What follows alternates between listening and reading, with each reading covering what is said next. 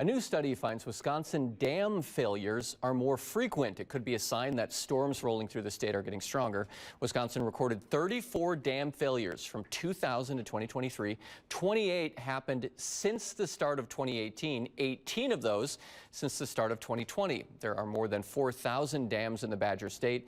The U.S. Army Corps of Engineers National Inventory of Dams says that more than 200 have high hazard potential, meaning failure that could happen and result in human deaths.